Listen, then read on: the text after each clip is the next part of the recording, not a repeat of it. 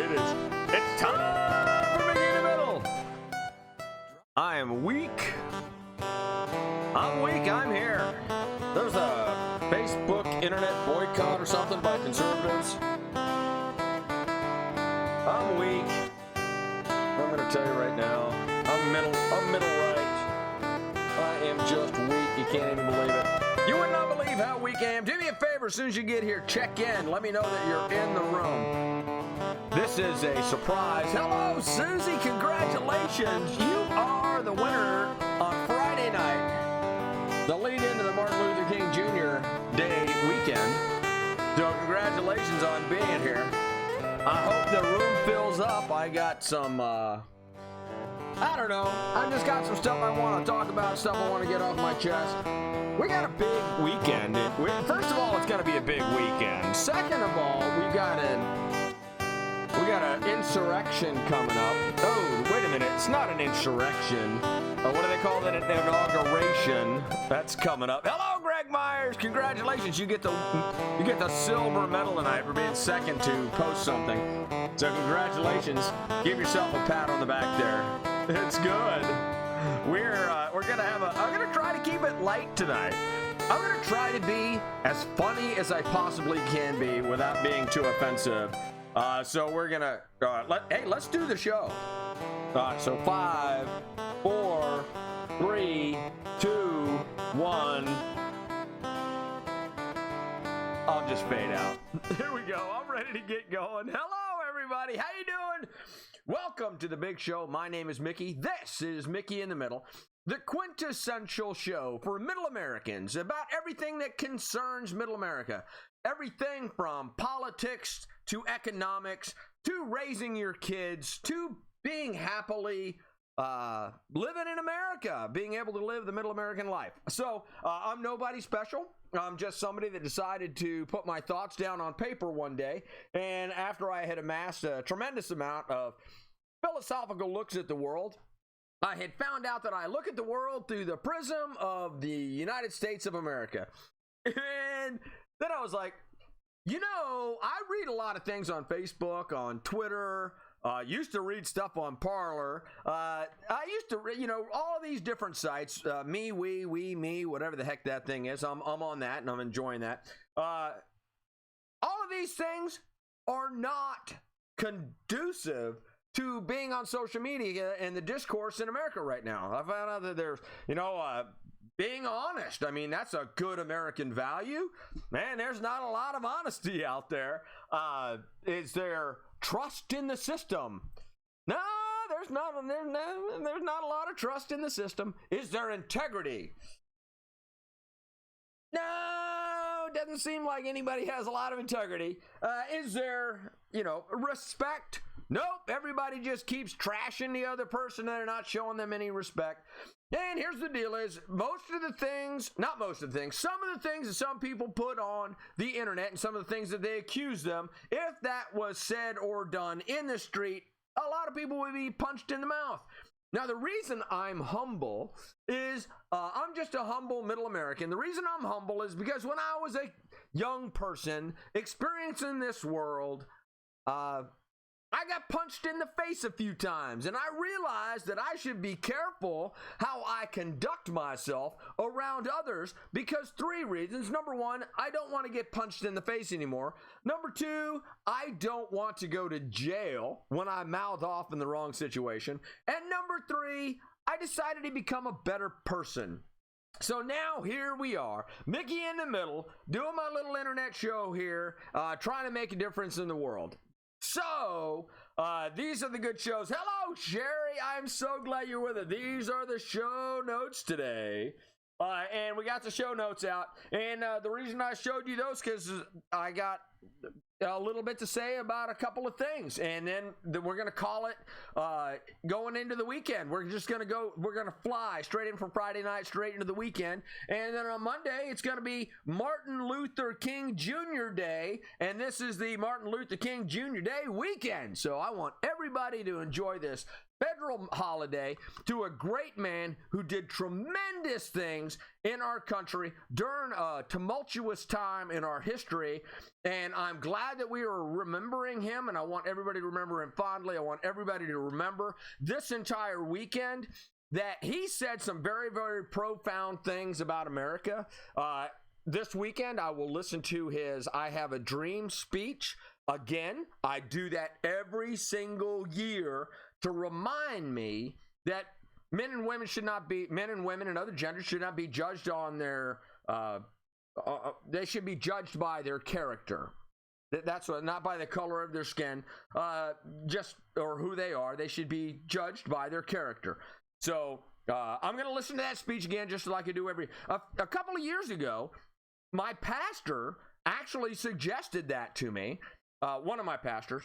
So he's my pastor, right? I got a priest, I got a pastor, two different people. And I called him up, and he's like, sorry, couldn't answer you. Me and the kids were listening to the Martin Luther King Jr. I Have a Dream speech. We do that every year. And I was like, oh my God, what a great idea. So it's available on the YouTube. It's available in lots of places. So just go and listen to that speech and hear what he has to say about unifying and about being a country and about having this magnificent dream where all people can get along, because we need a lot more of that in our country. So right before the inauguration, we're going to celebrate Martin Luther King Jr. Day, and I think that that's a great thing. So who else is with us? Greg Myers. All right, according to Rachel Maddow and Pelosi, there is no middle. You're right. They don't believe that there's no middle, man. There's a lot of opinion devoid of empirical evidence. You are correct. There's not, and I'm gonna talk about this. I've actually got that built into one of my future shows about the truth and seeking the truth and being able to find the truth. I actually wrote an email today, and that's what kind of kicked off that conversation about what is the truth and about what do you believe. And I was texting it to somebody, and then I deleted it. And it was profound about how easy it is to find the truth if you just go and look for it. It's not hard to find the truth if you just go look for it. And you have an open mind and you don't believe anybody else. So what ended up happening, and I'm going to get into this because now that Greg has triggered me, I got triggered. Thank you very much. I greatly appreciate that, Greg. The content of their character, rather than being judged by the color of their skin, they're judged by the content of their character. Thank you very much, Greg Myers. Greatly appreciate that. So, somebody sent me, or I didn't send it, I was scanning the social media pages, and somebody that was a friend of mine printed up there about social fact-checking sites and news organization sites and how, whether they are left, whether they're center, whether they're right. And I put, why is anybody listening to anybody? Why are we listening to the news when you can go right to the tape? You can go right to the quote. You can go right to whatever, and you can build your own opinion. And it just absolutely blew my mind. And I used Charlottesville as a perfect example. So the first day that Charlottesville happened, Trump didn't say the right thing, but the next day he held a press conference. And in the press conference, they said, sir, what do you think about what's going on? And he said, literally, there were good people on both sides. And then they cut off the tape. But then he goes on to say, I am not talking about the white supremacists and white nationalists that were there. That should be condemned. Always. That's not a perfect quote, but it's pretty damn close. So here's what the thing is. If you cut off the tape that says, there were good people on both sides, but I'm not talking about the white nationalists and white supremacists that were there, that is disingenuous and is lying and is pure bullshit, and he has been marred by that. And it's still brought up every single day by people in this country about Donald Trump. Charlottesville. And then you show them the tape and they go, oh, maybe I was wrong about that. Right. So if somebody tells you something, just don't take the word for it. Damn it, go look it up. It's that simple. You know, I mean, oh my gosh. So, all right. So I'm gonna get back on track. So, Martin Luther King Jr. Day is gonna be this weekend. On Monday, I'm gonna have quotes of Martin Luther King Jr. pretty much all day just to celebrate Martin Luther King Jr. Day. So I will interject them in the show throughout, and I will talk about them a little bit more. Great news on the horizon, everyone. Great news on the horizon. Apparently, now that Trump is leaving and Joe Biden is coming into the White House, apparently lockdowns are a bad idea now. Why didn't somebody else think of that? So apparently there was an international report that compared the results of the United States and other places throughout the world. I don't know what all the countries, Great Britain, Germany, a bunch of different, like 5 or 6 different countries, to what happened in Sweden, what happened in Singapore, and what happened in another country. And they said, hey, maybe lockdowns are dangerous and maybe we shouldn't have them anymore. So yay for us.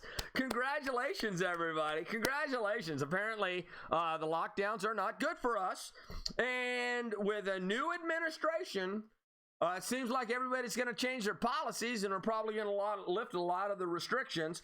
Earlier on my personal Facebook page, I posted a hugely funny thing. I actually need to do it here as well.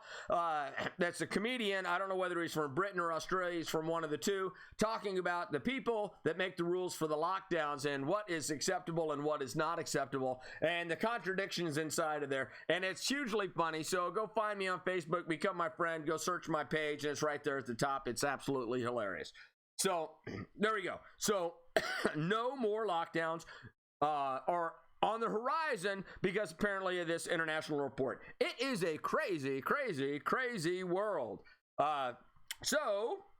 So update on, I'm so excited about this.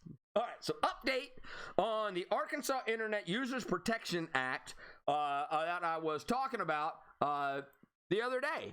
So here's a copy of that. The Arkansas Internet Users Protection Act. Every time I hit a key, it adds something up there. So I call it the Internet Disinfectant Act of 2021. And basically, here's the thing. In order to protect Arkansas consumers as internet users and to clarify and codify in the law protection for Arkansans, what I want Arkansas to do is I want Arkansas to declare whether internet companies that are operating in Arkansas are going to be platforms or whether they're going to be publishers. Platforms volunteer to give up their rights to control and have editorial control over content, but internet publishers, it's clearly state that due to 47 U.S. Code 230, internet platforms cannot be held liable for content, and they, because of 230, have total power to editorialize, change, modify, or remove any and all content, and also ban, demonetize, or platform. So that's right. We're gonna change the way the internet works. And you saw it here first. You can mark today. Today, the first shot was fired. Ooh, I might not be able to say that. The first symbolic bullets were fired in the fight for the internet. And I'm telling you right now, I'm a Chief Master Sergeant in the United States Air Force, retired, but I am the general on this one. And we are taking our damn internet back. Boom. Mark it down on your calendar. Today, I spoke with... I got rid of my damn notes. I'm an idiot. All right, so here is who I talked to today. I'm not going to give anybody names. I'm not going to give anybody up. But I spoke to some very, very important people in the state of Arkansas that are working Well, they're probably not working because they just got on a Friday night going into a 3-day weekend. So they're not working on this, but they're going to be working on it very, very shortly. I spoke to somebody in the governor's office about this. They loved the idea, and I'm just going to leave it at that. But to show you that I actually talked to somebody, they were on a return trip from a military base in Arkansas where the governor was talking to troops that were deploying in support of the inauguration on Tuesday. So you can go look it up. I'm sure that somebody's reporting on it, that the governor went to a base to support the troops, and I talked to his representative that was there with him that has his ear every single day. I talked to that person on the way back from that base on the way back to Little Rock, Arkansas. So, and he's very excited about it. Very, very excited about it. He was like, whoa, holy smokes, how come somebody hadn't thought about this before, right? So that's the first thing. The next person I talked to was somebody in the lieutenant governor's office, and I didn't want to call the lieutenant governor directly because he's very busy, and I know that the session just started, and they've got a lot of different things. Now, I'm not going to tell you where the lieutenant governor was today, but let me put it like this. I approve. Then I talked to my local representative to the House of Representatives in Arkansas. So I talked to Representative Blank, who called me back. I had to text him twice. Come on, man. If I got to text you twice. So I texted him twice. She's like, hey, dude, what's up? And I was like, hey, I talked to this person, talked to this person, talked to this person. Everybody thinks this is a great idea. And then I talked to my senator who was also up there. And by the way, I just want to say, go get them ducks. Because I might say that duck hunting is in that person's future. And then I talked to somebody in the office of the Attorney General for the state of Arkansas, because whenever you come up with legislation, somebody's going to have to research that. Somebody's going to have to make sure that it's legal, endorsable, enforceable, and there's nothing to enforce. There's nothing to enforce except, are you putting the statements on your website prior to an agreement being signed or not? And that's easily enforceable. Either you do it or you don't do it. And so anyway, it's so easy. So anyway, so the governor's office, the lieutenant governor's office, my representative in the House of Representatives in Arkansas, my senator in the state of Arkansas, and then the attorney general of the great state of Arkansas. So this thing is kicked off. First shots have been fired. I sent them copies of all of the stuff. I gave them my ideas. I've made myself available for meetings next week and the following week. I have made sure that all of them understand that this needs to be pushed this session. Now, the way that the House of Representatives and Congress work, House of Representatives and Senate work, that they work limited numbers of days at the beginning of the year in order to put in all of their legislation, get that approved so that the governor can sign it, so that because all of them have regular jobs. Right, so they're not in session all the time unless they're recalled by the governor or they're actually in the session for the year, and this is the period that they're in session. So the first shots have been fired. You saw it here. We are not taking no for an answer. So let me know what you think about that. Here's the thing is, I've heard a lot of people say it's not going to work. I'm going to tell you right now, it is going to work. So there we go. All right, so what else happened? I had to explain to my dad why this is necessary and why this is important. And I want to tell you, I had to explain to my dad, I said, Dad, did you know that somebody can come in your front yard and burn a flag, or go in front of your yard in the street and burn a flag? They can. But what you can't do is you cannot post a flag on Facebook, internet, or on Facebook, on Twitter, on Parler, on any other website in the entire United States without giving up control of that picture and any comment that you make. So that means that if you post a picture of the flag that they're burning up front and you write in the comment, "Don't tread on me," then all of a sudden, whoever you have that with, or Facebook, Twitter, Amazon, Google, whatever the hell's out there, they can take that down. They can censor that. They can put that is false information. They can label that as too bad to be seen by your friends, and they can remove it. They can not only do that, they can kick you off the internet if they disagree with the opinion that you have about somebody burning a flag in the street in front of your house. That's what the problem is. When somebody can do something in front your front yard, you take a picture of it, you put it on the internet, and the person that you put it on the internet with, they have ultimate control of whether other people, your friends, your family, can see it. That's pure bullshit. That's why this is going to work. The second reason why this is going to work is because conservatives, liberals, progressives like porn. They don't want to be controlled. I'm just saying. They like their porn. Everybody likes the porn. Probably not you. You're probably a great person. You've probably never even heard of porn. And if you've never heard of porn, good for you.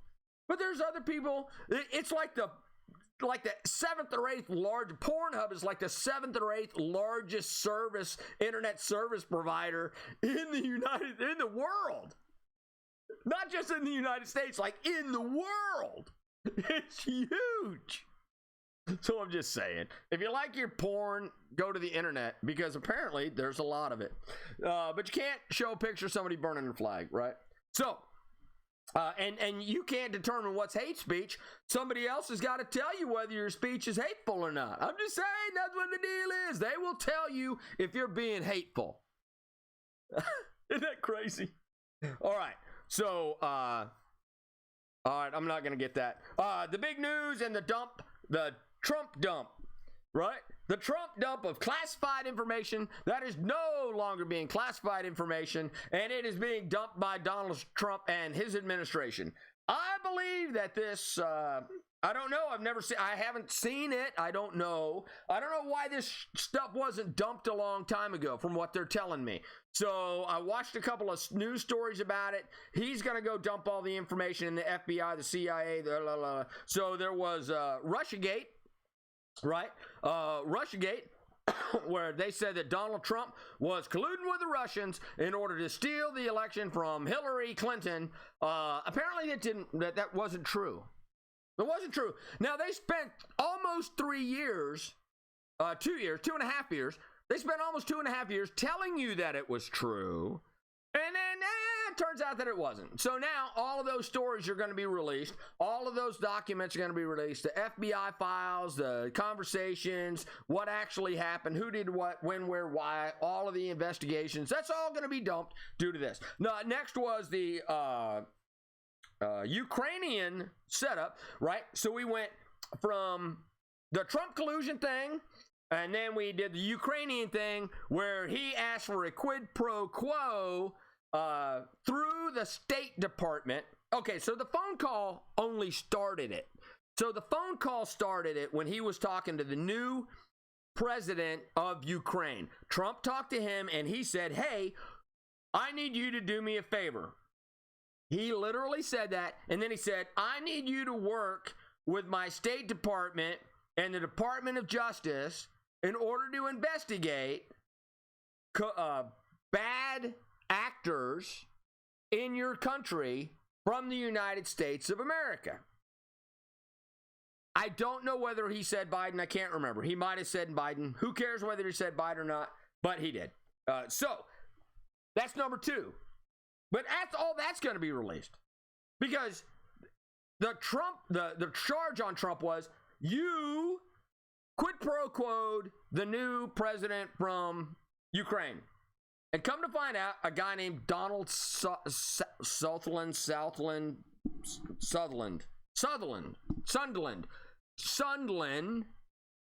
was working over there, who was the contact between the Trump administration and all of the people in Ukraine.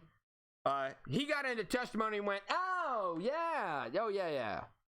No, Trump administration, Trump, and everybody else up there didn't tell me that there was a quid pro quo, or they wouldn't have a meeting, or they wouldn't have this. I just thought that, so I made an assumption, and then I told everybody in Ukraine. They flipped a wig. Now they're looking to, get even with him because it was going to upset. And then went, "Are you sure that you were the problem?" And he went, "Yeah, well, no, I'm not the problem."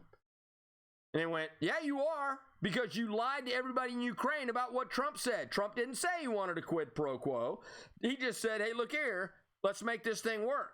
So that. And then, God, I hope they release stuff on UFOs. I love USOs, man. USOs. I love USOs and UFOs. I love UFOs, and I hope that they put that in there. Man, I hope that I'm coming through. I keep freezing up. I don't know what to do. All right, I'm getting red buttons, and so I'm going to wrap it up. Listen, I just want everybody to have a fantastic weekend. Sorry I only lasted for 25 minutes and 55 seconds. The next thing I was going to talk about was 20,000 troops going to the inauguration. So that means that the count of people that have been invited to the inauguration are 20,000 people have now been invited to the inauguration. They're all going to be in army uniforms, so that's going to be cute. And then Intel says that everything's going to attack the Capitol on the 20th, and I think that's blah, blah, blah bullshit, but that's just me, so good luck to all of them, and then have a happy weekend, everybody. I want you to have a fantastic weekend. Remember to live, laugh, and love. Good night. Talk to you later. Bye. Peace.